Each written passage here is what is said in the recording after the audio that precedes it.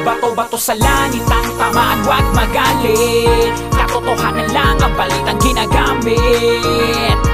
Sa Bagti Channel, Marcos Social Media Alliance. Di pwedeng tago sa bayan ang katotohanan. Katotohanan para sa bayan, Bagti Channel. Puro at tapat at katotohanan lang para sa bayan ay makakabuti yan.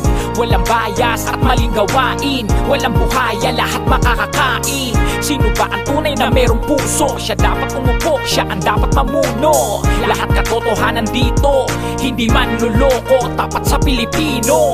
Loyalista dapat yan para sa namumuno ang katotohanan. Bawal dito ang kamalian, kung sinong bias ay tututukan. Marcos Social Media Alliance, yan ang totoo sa bayan. Nagmamahal sa Pilipinas, dala ang katotohanan. Bato sa langit ang tamaan, wag magalit.